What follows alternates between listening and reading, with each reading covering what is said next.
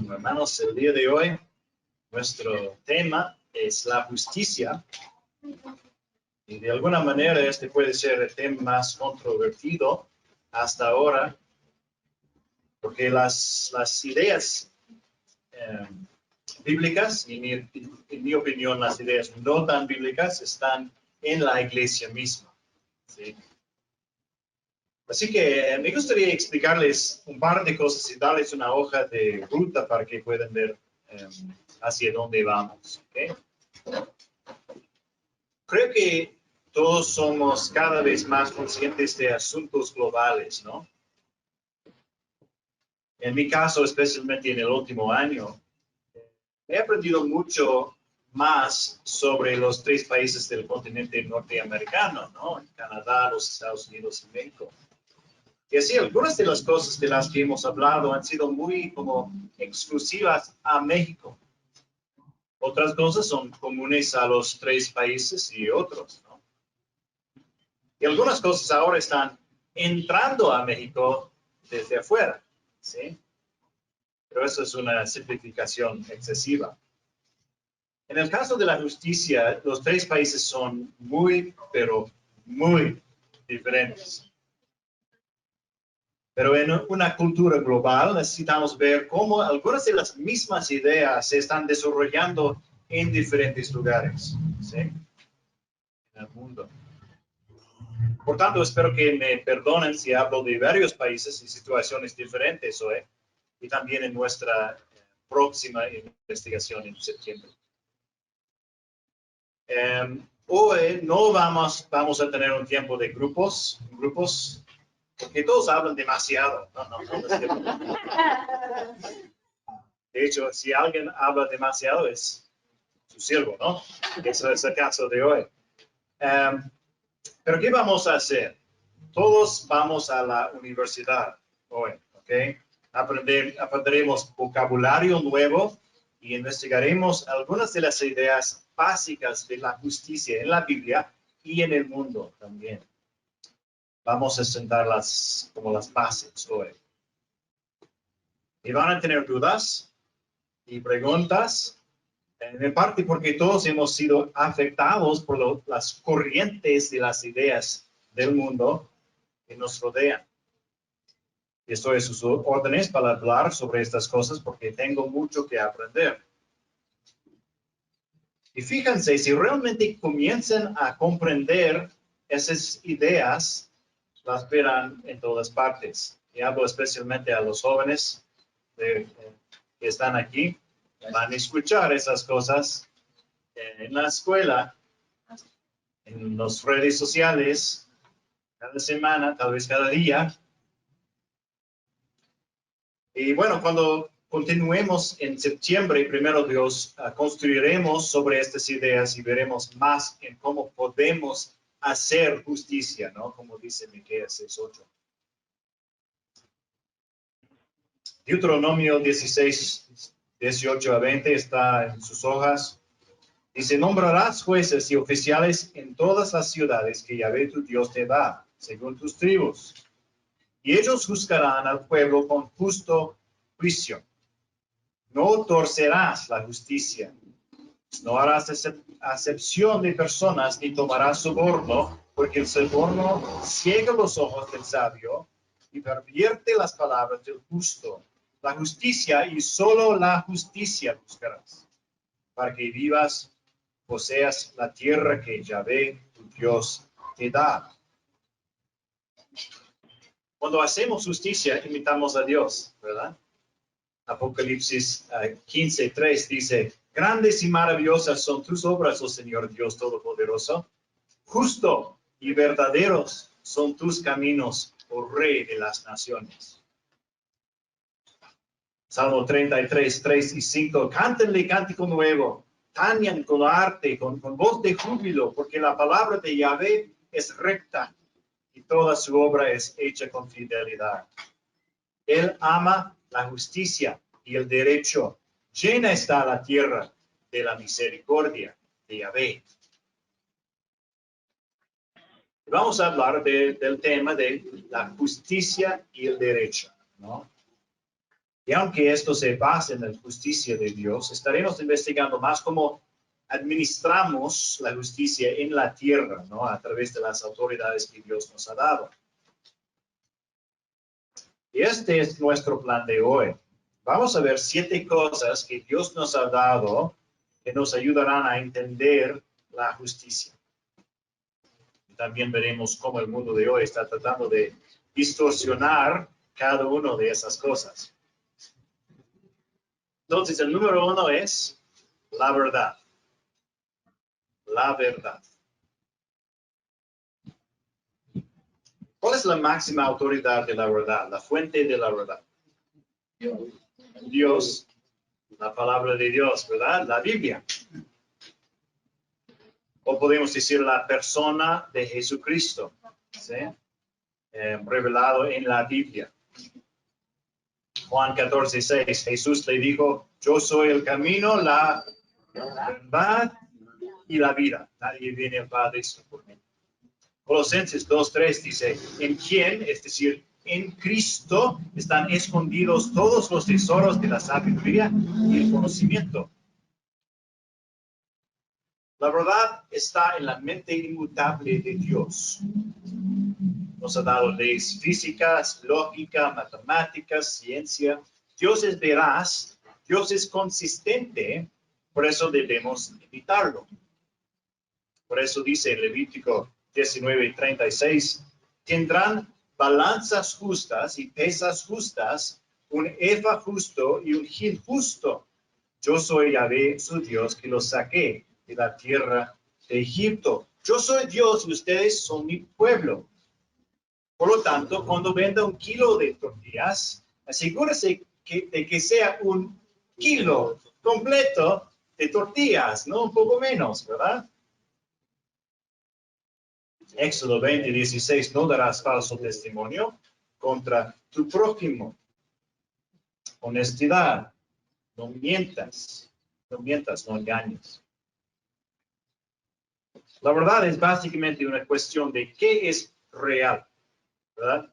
Las mentiras no son reales, ¿sí? El mismo Satanás es el autor de lo que es irreal, falso, vacío. Dijo Jesús en Juan 8:44, el diablo fue un asesino desde el principio y no se han mantenido en la verdad porque no hay verdad en él.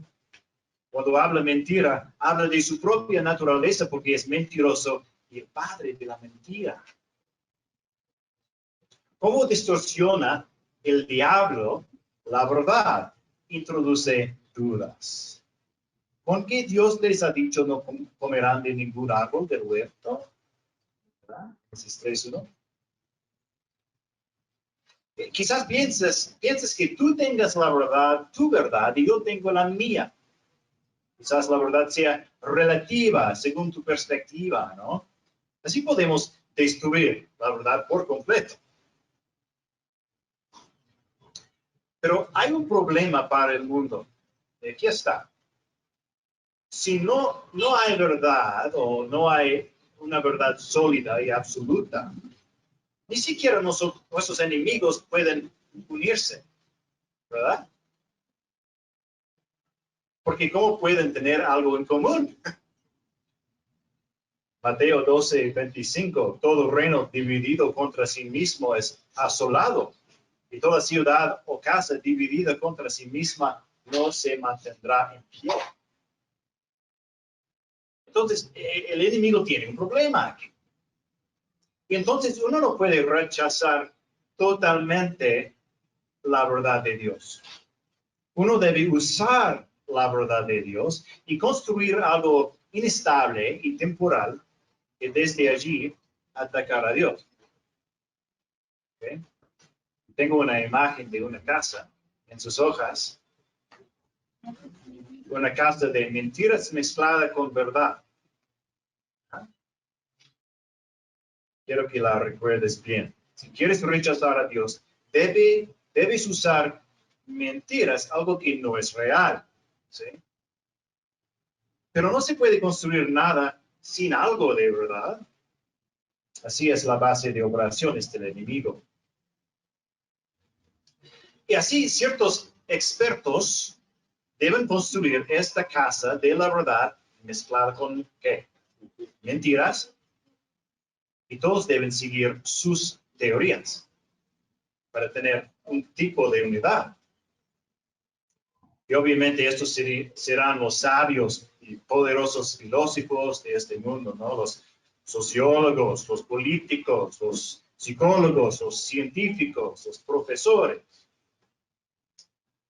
Por supuesto, estoy hablando de incrédulos en este caso, ¿no? Gracias a Dios hay muchos en estos campos que son obedientes a Cristo.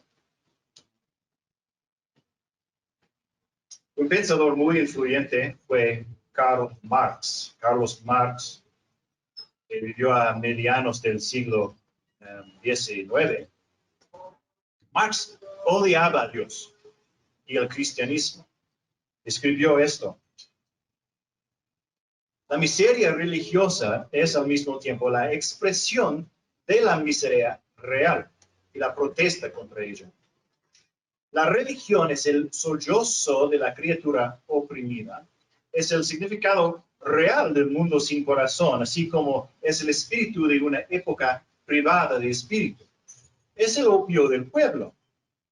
La eliminación de la religión como ilusoria felicidad del pueblo es la condición para su felicidad real. Indecita. Para tener la felicidad real, debemos quitar la ilusión de la religión, dijo Marx. Debemos liberarnos de Dios y su verdad. Pero ¿qué tendremos en su lugar? La verdad mezclada con la mentira. Entonces, en sus hojas vamos a hablar de una cosmovisión marxista. Una cosmovisión marxista.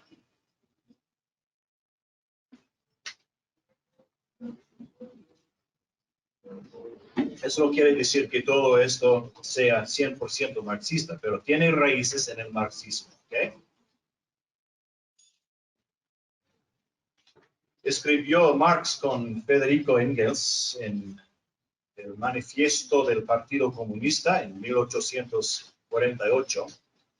El capítulo 1 empieza así. Toda la historia de la sociedad humana hasta la actualidad es una historia de luchas de clases, libres y esclavos, patricios y plebeos, varones y siervos de la gleba, maestros y oficiales. En una palabra, opresores y oprimidos. Frente a frente siempre, empeñados en una lucha ininterrumpida, velada unas veces y otras franca y abierta, en una lucha que conduce en cada etapa a la transformación revolucionaria de todo el régimen social o al exterminio de ambas clases beligerantes. Entonces, según ellos, el mundo está hecho de oprimidos y opresores. ¿Sí? Eres uno u otro.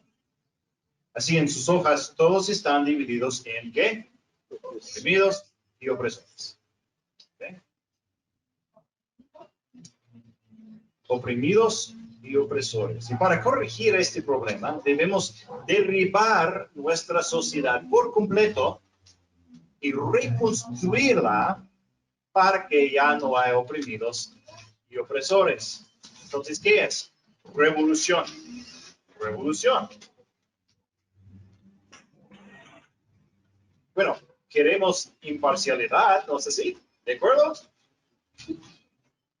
Pero ¿qué significa eso? Bueno, vamos a ver cómo todo esto funciona. Para Marx, la base era la economía y el poder que traían las clases, ¿verdad? Hoy en día mucha gente lleva esto mucho más allá de la economía. A varios ejemplos diferentes de dinámica de poder. Después de todo, puedes oprimir a alguien usando palabras, ¿no? O sistemas injustos. Si eres una minoría, O si vives en China, pero eres mexicano. ¿O qué pasa si los hombres tienen más oportunidades que las mujeres? ¿Sí? ¿O qué pasa si eres una minoría sexual? ¿O si tu pueblo ha sido oprimido históricamente? ¿No? Entonces, tomamos todas esas cosas y les damos como puntos de opresión. ¿Okay? Eres una mujer, 10 puntos. Felicidades. Eres una minoría, 20 puntos. Eres pobre, 15 puntos, ¿no? Etcétera. Eso se llama la interseccionalidad. ¿Has oído de eso? ¿Algunos? No mucho. Ok. Nueva palabra. Vocabulario. Interseccionalidad. Todas sus identidades, sus grupos, se intersecan. Okay. La página está en la página 2 de sus hojas.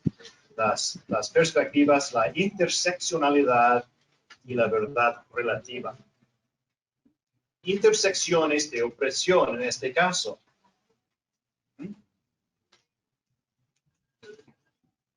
Entonces, ¿cómo se usan estas ideas en el mundo para negar la verdad de Dios? Bueno, estuve en una conferencia bíblica en los Estados Unidos con Rod y el pastor Martín y algunos otros de aquí, de hecho con algunos miles de personas de los Estados Unidos y América Latina. Y alguien preguntó en la conferencia sobre el desarrollo de los recursos teológicos latinoamericanos. ¿Queremos más? Bueno. Y uno de los líderes de la conferencia preguntó, ok, primero, si hubiera tales recursos, ¿los comprarían? ¿Okay? Buena pregunta. Y según recuerdo, señaló que la verdad de la Biblia es la misma sin importar dónde se encuentre. ¿Verdad? Después estábamos comiendo en la mesa de Iztapaluca, y comenté que pensaba que todavía hay valor en diferentes perspectivas, aunque la palabra de Dios no cambia, ¿no? Por eso estaba y estoy a favor de desarrollar más recursos de América Latina. Pero creo que los líderes de esta conferencia ya habían pensado más en este tema que yo. ¿Cuál es el valor, digamos, de un libro de teología de México? Bueno, estará escrito en español correcto para empezar. Tal vez utilizará ilustraciones que sean comprensibles para mexicanos. Enfatizará las cosas con las que luchamos en México, ¿no? Tal vez va a tener una sección más larga de María o sobre la deidad de Cristo, ¿no? Por ejemplo. En otras palabras, la aplicación sería diferente, ¿no? En algunos casos. Pero la verdad no cambiaría, ¿sí?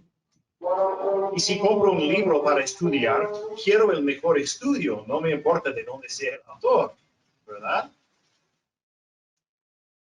Y también podemos decir, si una mujer pobre en Tanzania estudia la Biblia con medios normales, encontrará la misma verdad básica que encontrará el erudito en los Estados Unidos.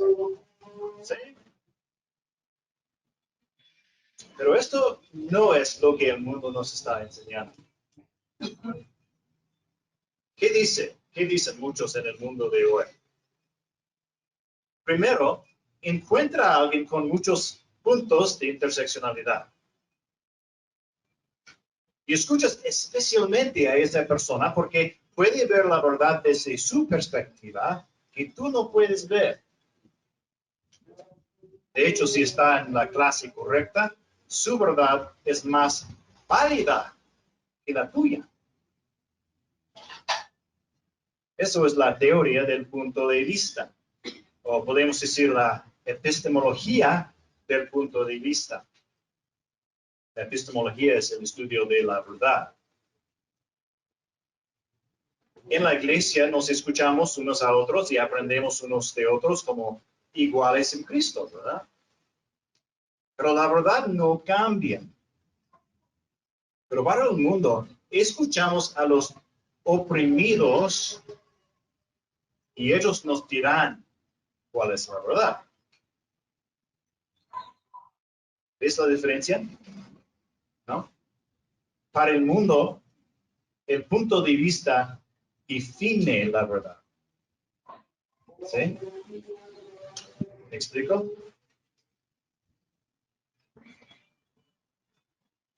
¿Sí? ¿No? Más o menos. Continuamos. Por ejemplo, está la epistemología feminista. ¿Okay? La verdad feminista o femenina que solo ellas pueden ver, por ejemplo.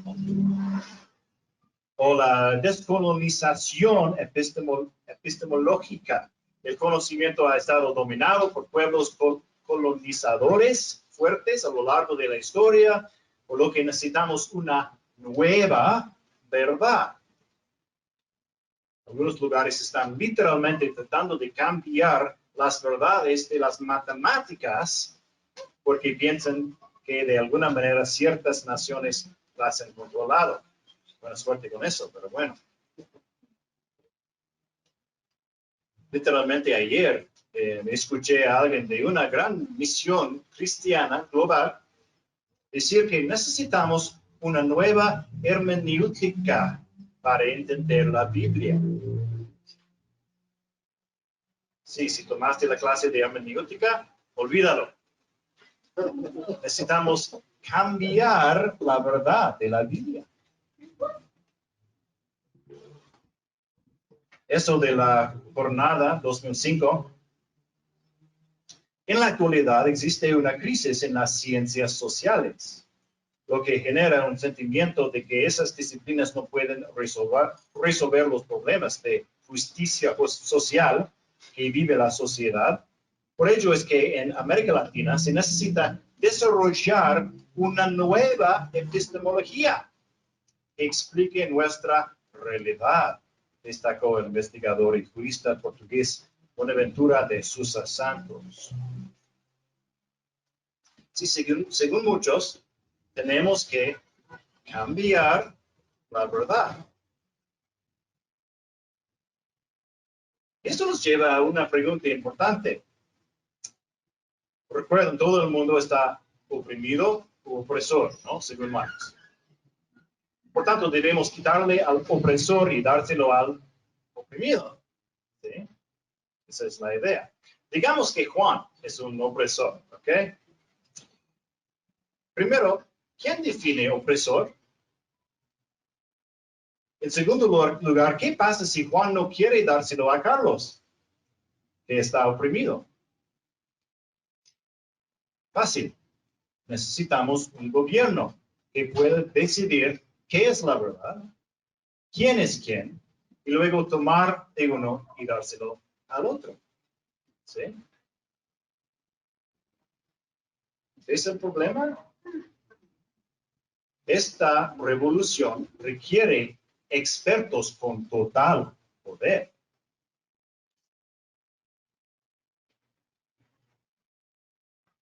Alguien publicó un artículo de noticias de broma, titular: los expertos son súper inteligentes y 100% confiables, confirman los expertos. Y dice, un nuevo estudio realizado por expertos ha confirmado que los expertos siempre saben de lo que están hablando y nunca jamás inventan cosas para que suenen inteligentes. Confirmaron hoy los expertos. Siempre se debe confiar en los expertos y nunca antes se han equivocado, dijeron los expertos en la recién conferencia de expertos, patrocinada por expertos. Los expertos son muy inteligentes y también muy guapos y no socialmente ineptos. Debería ser amigo de los expertos porque los expertos son realmente muy padres. ¿Ok? Pero realmente no es broma, ¿sí? ¿Qué mantiene la casa unida? Alguna autoridad debe hacer cumplir su versión de la verdad, porque no nos une lo real. Una mentira no es una cosa real. En marzo de 2020, la primera ministra de Nueva Zelanda dijo esto sobre la situación del COVID-19. Y si esta es una cita real. Primera ministra de Nueva Zelanda, cita: compartiremos con usted la información más actualizada diariamente. Puede confiar en nosotros como fuente de esa información. Para obtener esa información, no dude en visitarnos en cualquier momento para aclarar cualquier rumor que puede escuchar y dar su sitio web. De lo contrario, descarte cualquier otra cosa. Seguiremos siendo su única fuente de verdad. Proporcionaremos información con frecuencia. Cuando vea esos mensajes, recuerde que a menos que lo escuche de nosotros, no es la verdad. Fin de cita. Ese punto de vista, hermanos, es el fin de la ciencia y el fin de la libertad. El hombre ha caído en el pecado, y dar demasiado poder a una autoridad humana es invitar más opresión. ¿Sí?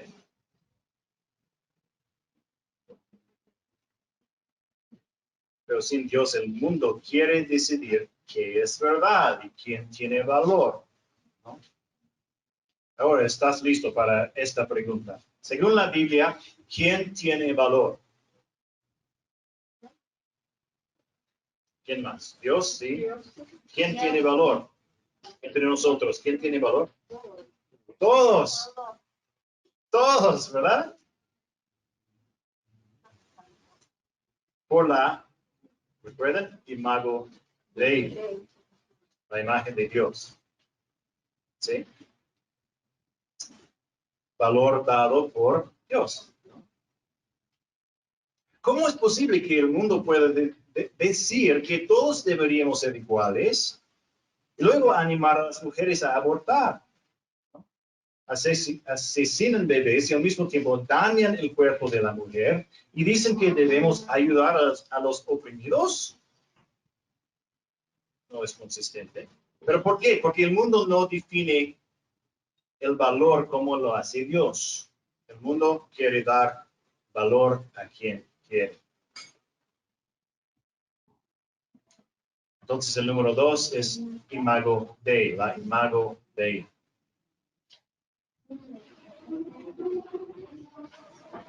Para muchos en el mundo de hoy, tienes valor por el grupo en el que estás. Imago Dei.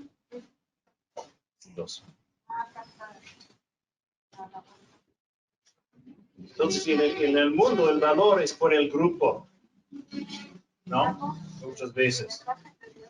Digamos que eres una mujer. Pero muchos de ustedes es cierto. Ok. Tienes valor porque estás en el grupo de mujeres. Pero recuerda, los expertos en el poder deben definir qué significa ser mujer. La epistemología feminista, podemos decir. Quizás si un hombre cree que es una mujer, ¿no? Pero tal vez si estás en contra de asesinar bebés en el útero, en realidad no eres una mujer de verdad. Es decir, eres una traidora de la causa feminista, ¿verdad?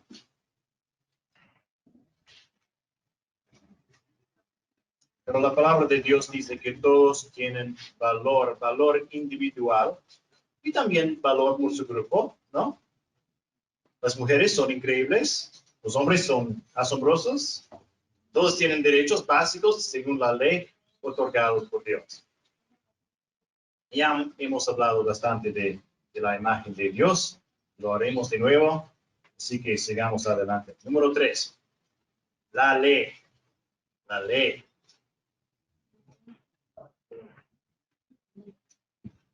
¿Quién nos da la ley? Dios.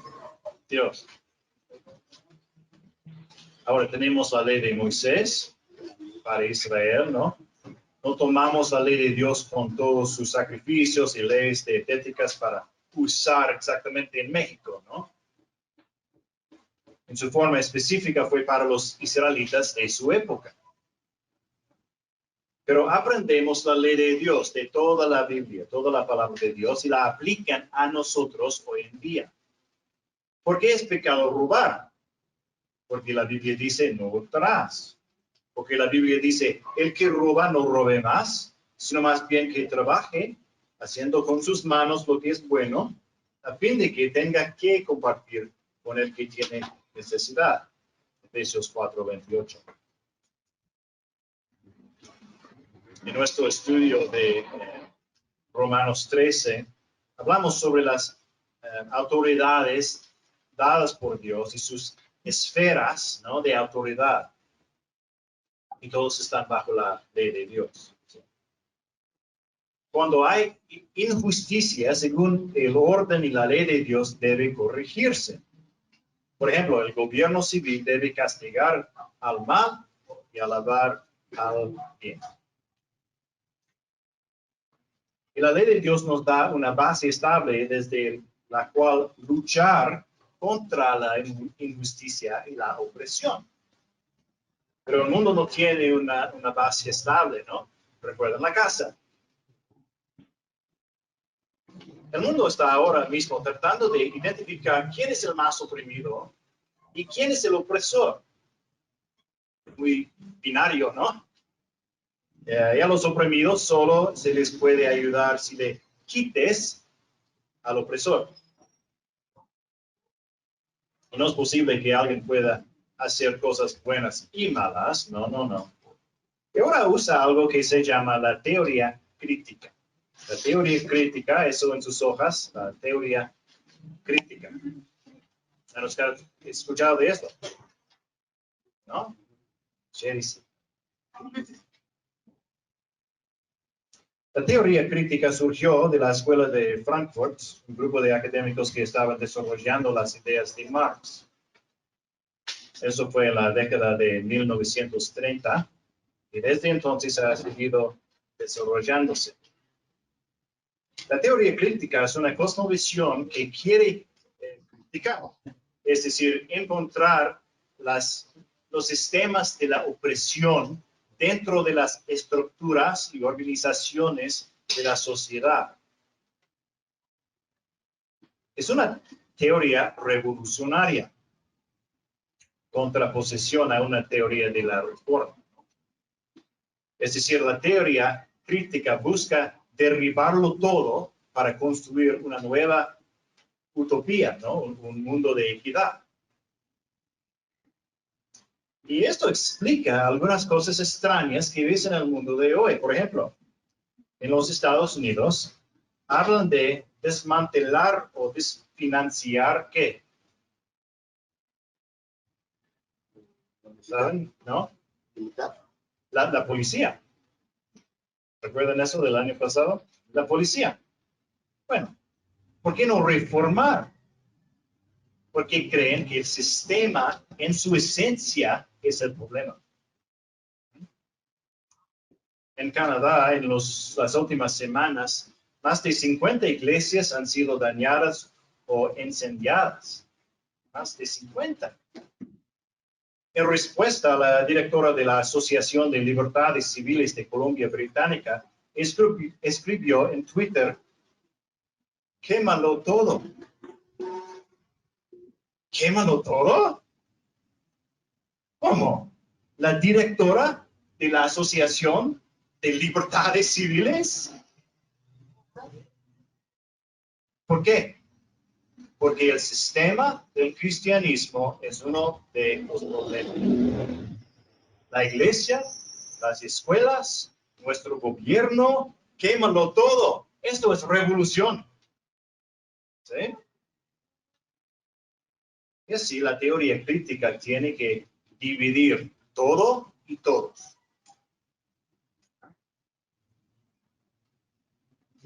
¿Quién es pecador? La Biblia enseña que todos somos pecadores por naturaleza, ¿no?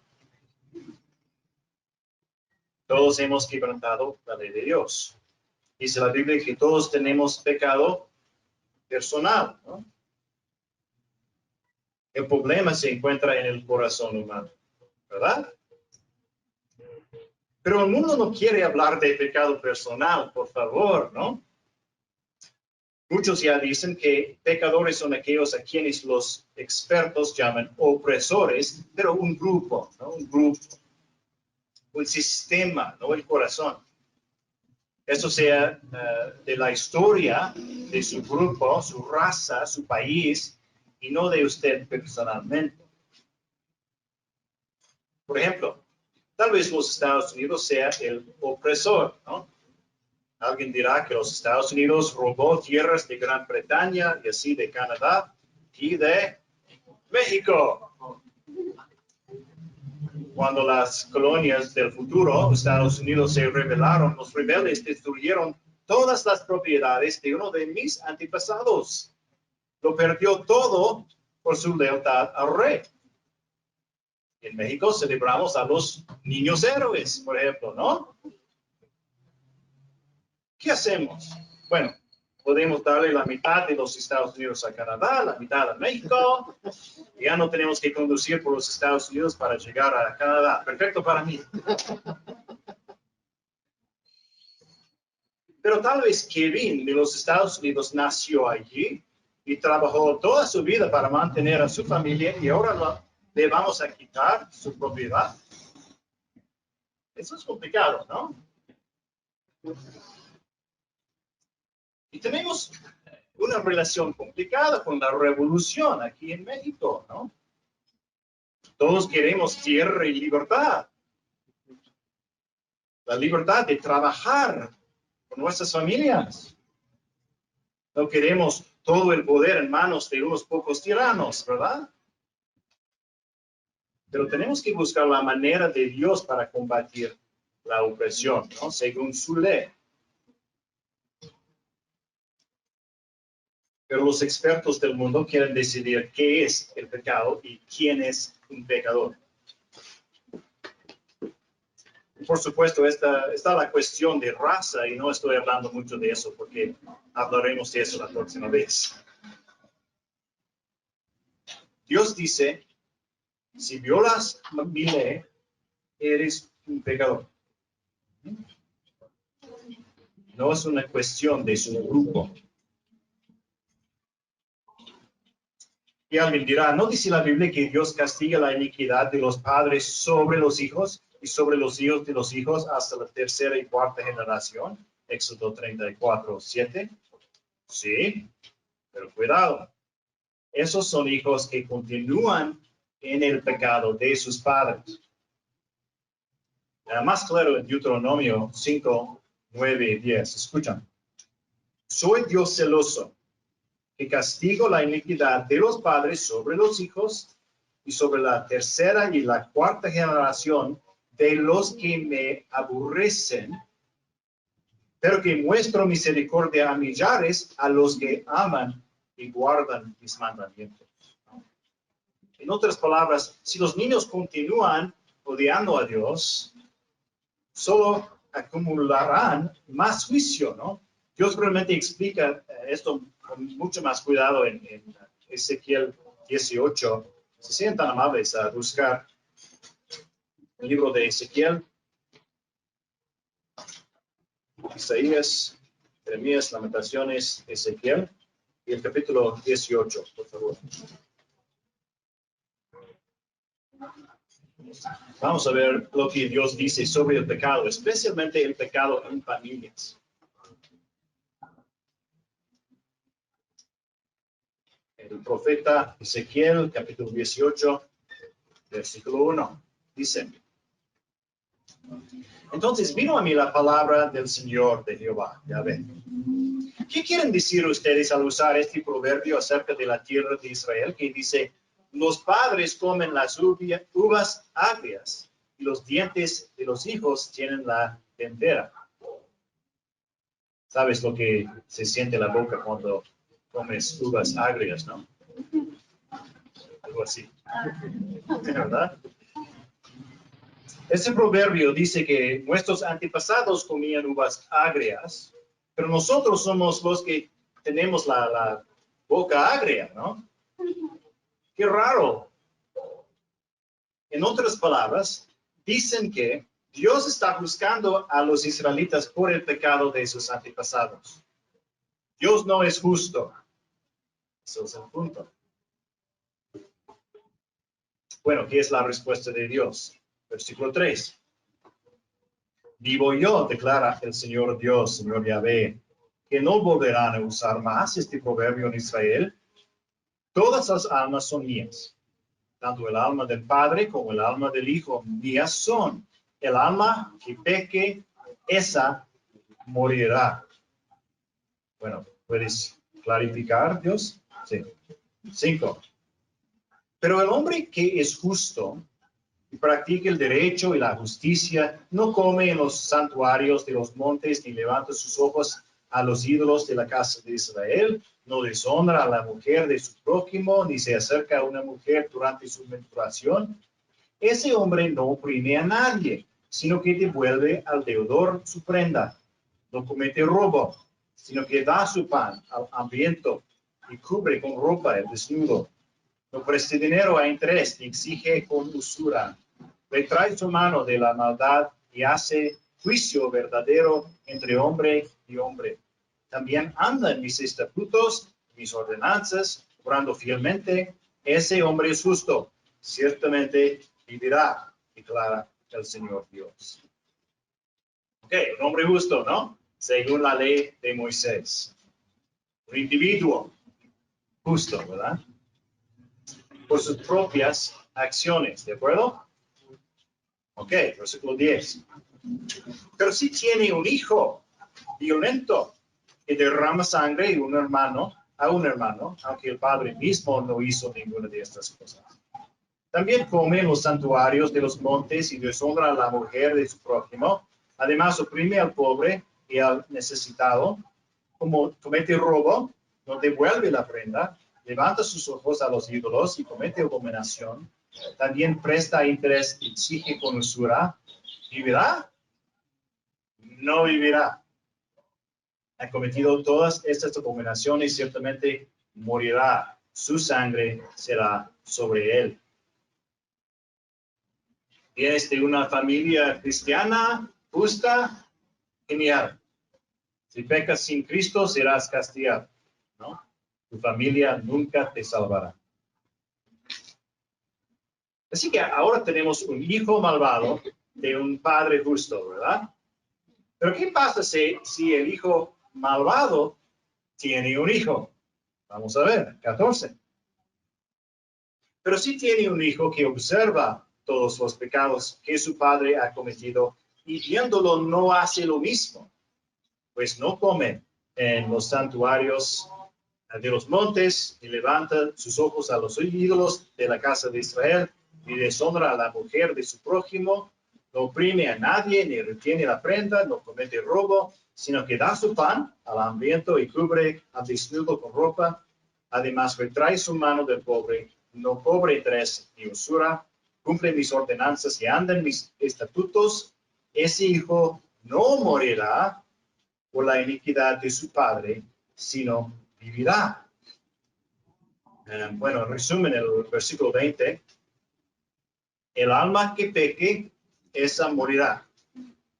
El hijo no cargará con la iniquidad del padre, y el padre cargará con la iniquidad del hijo. La justicia del justo será sobre él, y la maldad del impío será sobre él.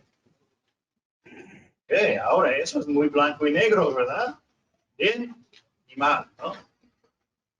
Malo y bueno. El pecado viene del individual, ¿no? La maldad de otra persona no es tu carga. Versículo 20. Bueno, otra pregunta. ¿Qué pasa si un hombre malvado, qué pasa si hay un hombre malvado que se arrepiente? 21. Pero si el impío se aparte de todos los pecados que ha cometido, guarda todos mis estatutos y practique el derecho y la justicia, ciertamente vivirá, no morirá. Ninguna de las transgresiones que ha cometido le serán recordadas por la justicia que ha practicado, vivirá. ¿Acaso me complazco yo en la muerte del impío, declara el Señor Dios, y no en que se aparte de sus caminos y viva? Por supuesto, esto es el Antiguo Testamento, ¿verdad? Ahora sabemos que Dios perdona el pecado a través de Cristo, ¿no? Pero en el Antiguo Testamento, aunque no sabían que Dios, no sabían acerca de la cruz, sabían que Dios es un Dios misericordioso. Si el individuo inicuo se arrepiente, Dios perdonará, ¿verdad? 24. Pero si el justo se aparte de su justicia y comete iniquidad, actuando conforme a todas las abominaciones que comete el impío, vivirá. Ninguna de las obras justas que ha hecho le serán recordadas. Por la infidelidad que ha cometido y el pecado que ha cometido, por ellos morirá. Esto no significa que puedes perder tu salvación, no puedes. Significa que si alguien decide hacer el mal, será castigado, ¿no? Incluso si ha vivido una vida buena y moral en los últimos años, ¿sí? Entonces, si quieres saber si estás agradando a Dios, aquí está la pregunta: ¿cómo estás actuando hoy, esta semana? Si eso incluye el arrepentimiento por tus pecados pasados, ¿no? Y arreglar todo con tu prójimo. Y hablaremos más de eso en septiembre. Voy al versículo 29. Pero la casa de Israel dice: el camino del Señor no es recto. ¿No son rectos mis caminos, oh casa de Israel? ¿No son los caminos de ustedes los que no son rectos? El hombre ama juzgar a Dios y llamar a Dios injusto, ¿no? Pero ¿qué hace Dios? No castiga a los inocentes por los pecados de sus padres, solo castiga a los malvados. Y si el impío se arrepiente, es misericordioso y perdona. Pero como humanos, creemos que conocemos un camino mejor, ¿no?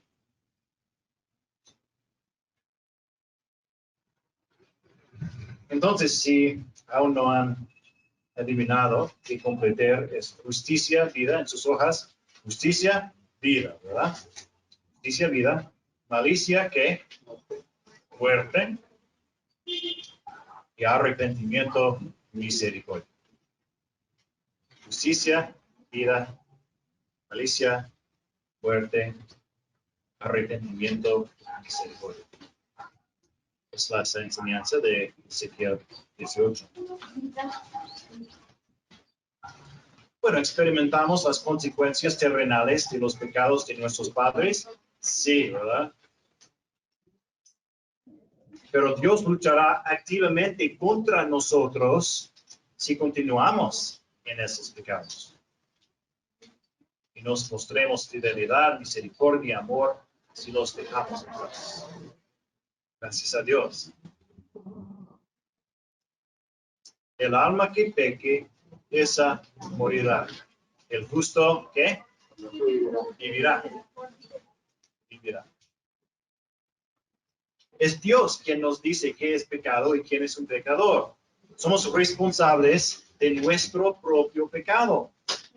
No culpes a tus padres o abuelos. Estás libre de los pecados de cualquier supuesto grupo del que formes parte, siempre y cuando no estés participando activamente en su pecado, mientras vivas para el Señor.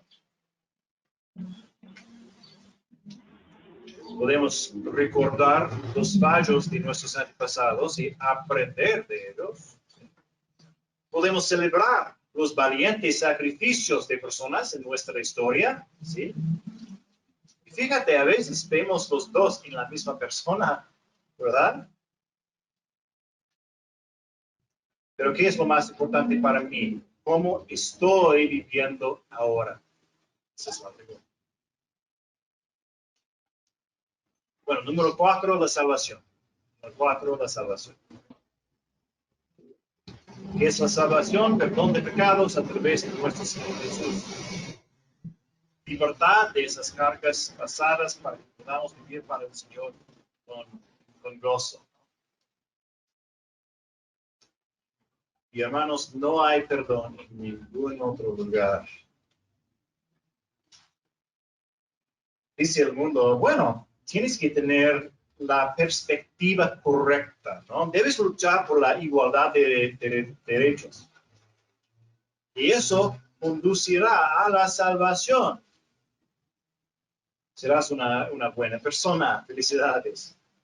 No. Y ahora, recuerda, el mundo hoy está construyendo en los cimientos de Dios una casa de mentiras mezcladas con la verdad. Y así escuchas esas cosas del mundo. Por ejemplo, amarás a tu prójimo, ¿no? Justicia social, igualdad y equidad, seguridad, apoyo a los vulnerables, ¿no? Derechos. Y cuando los cristianos escuchan la mayoría de esas cosas, dicen, amén, ¿no? Claro que sí. Esos son conceptos cristianos de la Biblia por la mayoría, ¿no? Pero cada una de estas palabras y frases es redefinida por el mundo. Entonces, cuando no estás de acuerdo con el mundo, te disparan desde la casa de ruinas. No amas a tu prójimo. Estás en contra de la igualdad y equidad. El mundo define lo que significan estas cosas. Rechazan la definición de Dios. ¿Sí? La salvación, según el mundo, debe llegar a través del activismo. Ya muy a menudo buscamos en el gobierno nuestra salvación. O derribamos el gobierno y creamos uno nuevo, un nuevo Mesías, ¿no? Ups, eso no funcionó. Derribarlo de nuevo, ¿no? Y según ellos, solo hay salvación en la redistribución continua y el arrepentimiento continuo, porque realmente no hay perdón sin Cristo. Pero tenemos la salvación completa en Cristo. Número 5, la justicia y las autoridades terrenales. La justicia y las autoridades terrenales.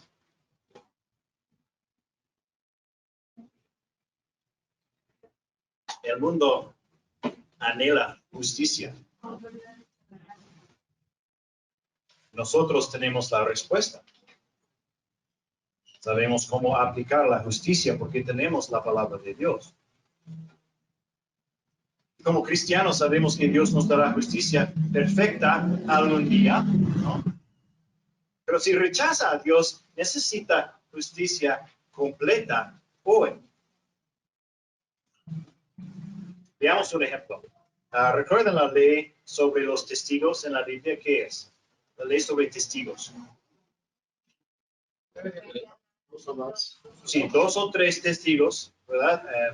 Eso de Deuteronomio 19:15, no se levantará un solo testigo contra un hombre por cualquier iniquidad o por cualquier pecado que haya cometido. El caso será confirmado por el testimonio de 2 o 3 testigos. Piénsalo. ¿Siempre hay 2 o 3 testigos de cada crimen? ¿Sí o no? No, ¿verdad? Muchas veces se hacen en secreto. Bueno, entonces si el gobierno obedece la ley de Dios, unos culpables escaparán, ¿verdad? No es justo. Bueno, pero sabemos que todos seremos juzgados por Dios, por juicio perfecto, ¿no? Entonces, ¿qué está haciendo Dios? Está protegiendo a los inocentes. ¿Sí? Si hay duda, no condenamos. Eso es un principio tan importante, ¿no? Si hay duda, no condenamos. Pero el mundo quiere justicia completa ahora, ¿verdad? Porque el mundo ha rechazado a Dios. Entonces, el fin justifica los medios, por ejemplo, ¿no? Así que avergonzamos a la gente en las redes sociales si alguien nos parece culpable. Así que creamos las llamadas leyes del odio, porque creemos que sabemos lo que la gente piensa y cuáles son sus motivaciones. Porque sin el juicio final de Dios debemos encontrar una manera de buscar los corazones y las mentes, además de las acciones.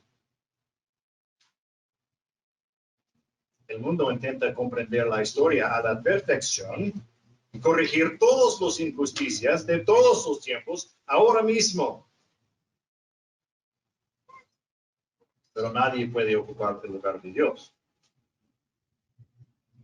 Hay límites para la justicia terrenal. Dice la Biblia en Levítico 19:15, no harás injusticia en el juicio, no favorecerás al pobre ni complacerás al rico, sino que con justicia juzgarás a tu prójimo. Pero dice el mundo, bueno, el gobierno debe tomar de los ricos, es decir, robar y dar a los pobres, porque todos deben ser iguales en todos los aspectos. Y si un gobierno puede robar usando impuestos, si robar a los ricos sigue siendo robar, qué raro lo que dice Levítico, ¿no? No favorecerás al pobre ni complacerás al rico. Sabemos que la justicia terrenal tiene sus límites, pero también sabemos que Dios un día traerá justicia perfecta. No es bueno que el rico robe. No es bueno que un pobre robe. Porque tenemos la ley de Dios. Pero Dios también nos dice que defendamos a los oprimidos. Ya hablaremos más sobre eso la próxima vez.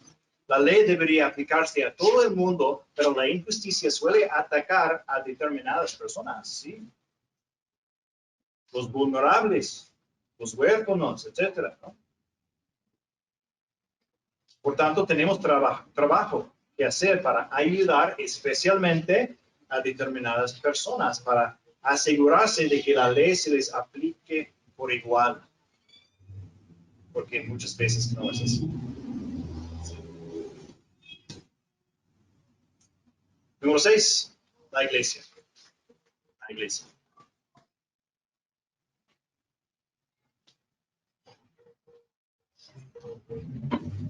El mundo mira a expertos, ¿no? Antropólogos, sociólogos. La iglesia apunta a la palabra de Dios, predicados por el Espíritu Santo. En 1 de Timoteo 3:15, la iglesia del Dios vivo, columna y sostén de la verdad. 1 de Pedro 1:12. Perdón, eso fue 1 de Timoteo 3:15, pero 1 de Pedro 1:12 dice, a los profetas se les fue revelado que no se servían a sí mismos, sino a ustedes, en estas cosas que ahora les han sido anunciadas mediante los que se les predicaron el Evangelio por el Espíritu Santo, enviado del cielo, cosas a las cuales los ángeles anhelan mirar. El escritor John Harris ha dicho que los nuevos profetas del mundo son teóricos críticos. Los nuevos sacerdotes son los medios de comunicación. ¿Sí? El nuevo clero son los organizadores comunitarios, los activistas. En la iglesia celebramos la Santa Cena, recordando la obra completa de Dios. Para el mundo no hay perdón. En la iglesia celebramos el bautismo, meditando en la nueva vida y esperanza que tenemos en Cristo. En el mundo ponemos nuestra confianza en los expertos y en el gobierno, o un gobierno futuro, tal vez, ¿no? En la iglesia trabajamos por la justicia según la palabra de Dios. Y empezamos con el corazón del hombre, ¿no? En el mundo buscan control para dar su versión de la justicia, que muchas veces es libertad para que podemos pecar más. Y es poder en manos de unos pocos. Es la narrativa oficial. Una pregunta, en las noticias, ¿qué leemos? Por ejemplo, ¿con qué frecuencia lee acerca de los miles de abortos que ocurren cada hora y el daño que le causa al cuerpo de las mujeres? ¿Con qué frecuencia lee sobre la trata mundial de esclavos? Eso a veces, pero no mucho. Escuchan del reporte reciente de Inter-Society de Nigeria, que en 200 días, casi 3.500 cristianos han sido brutalmente asesinados solo en ese país. ¿3.500? ¿Han escuchado de eso?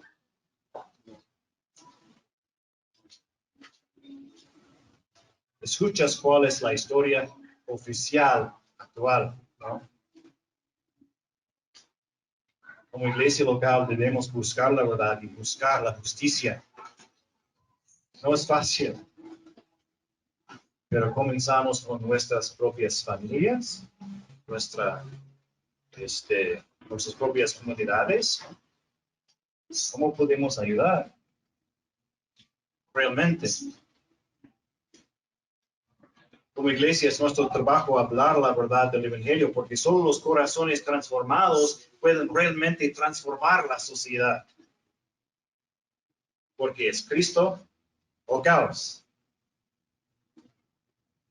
La iglesia y la familia se interponen en el camino de la confusión y la injusticia del mundo. Pero déjame decir que cuando la iglesia cristiana y la familia cristiana se opongan a la injusticia, será difícil. He dicho que el mundo quiere dividirse, quémalo todo. La iglesia se une en Jesucristo, ¿no? Hablaremos de eso más la próxima vez. Pero bueno, el número 7, la justicia eterna. La justicia eterna.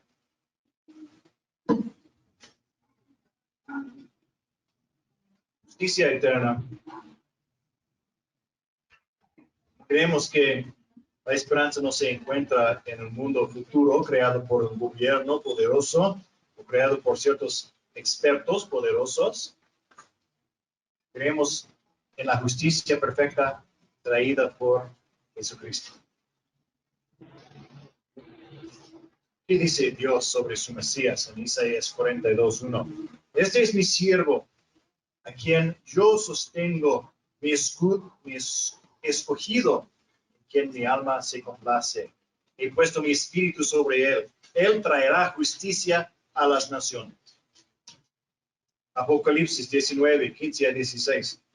De su boca sale una espada afilada para herir con ella a las naciones y las regirá con vara de hierro.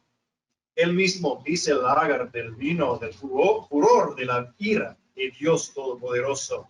En su manto y en su muslo tiene un nombre escrito: Rey de Reyes y Señor de Señores. Es Cristo. Los culpables escaparán la justicia de este mundo. A veces sí. ¿Los culpables escaparán la justicia de Dios? Nunca.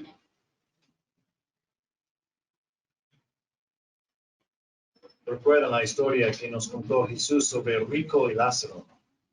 ¿Qué dijo Abraham al rico en tormentas? Hijo, recuerda que durante tu vida recibiste tus bienes y Lázaro igualmente males, pero ahora él es consolado aquí y tú estás en agonía. ¿Y adivina qué? Sin Cristo somos culpables nosotros, ¿no? Necesitamos encontrar el perdón de Cristo. Qué bueno para nosotros, ¿no? No tenemos que defendernos y fingir que somos personas perfectas, ¿no? Y justas en nosotros mismos. Pero por supuesto, como creyentes, trabajamos para tener una buena reputación como personas que obedecen a la ley de Dios, ¿no? Los mandamientos del Señor Jesucristo. Y si seguimos a Cristo como nuestro ejemplo, tenía compasión de las personas que sufrían. Él los sanó, los amaba. Y les trajo la palabra de Dios. Todo esto es necesario. Deseamos justicia en el mundo. La próxima vez, si Dios quiere, hablaremos más sobre temas como racismo. Veremos cómo debemos y podemos vivir con justicia y promover la justicia en el mundo. Hablamos de muchos puntos de vista falsos, pero nuestro trabajo principal es promover la verdadera justicia. Y tenemos mucha tarea. ¿Sí? Bueno, oramos. Sí.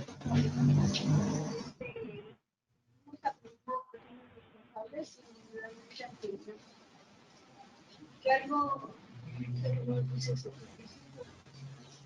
algo que tenemos que también recibir en nuestros planos, porque dice que la conciencia es una cámara de estudio para calificar los pensamientos propios, favoreciendo lo bueno, por lo malo. Sí, ¿verdad? La conciencia también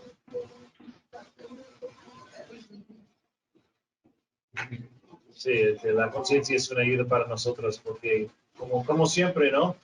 Empieza, bueno, todo empieza con Dios, pero para nosotros mismos empieza en nuestros corazones, ¿no? Y debemos trabajar para tener una buena conciencia ante Dios. Y la conciencia es un regalo, un don que tenemos de Dios que nos puede ayudar, ¿no? a medir dónde estamos, darnos una semáforo rojo, ¿sí? Si hay algunos problemas. Bueno, vamos a orar. Gracias, Señor. Padre Celestial, sabemos que toda la justicia viene de ti, porque eres un Dios justo. Señor, queremos ser como tú, queremos aprender de tu palabra.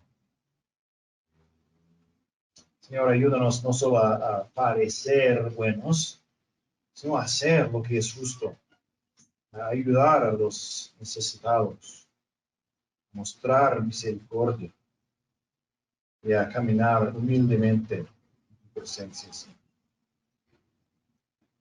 Oramos en el nombre santo del Señor Jesús. Amén.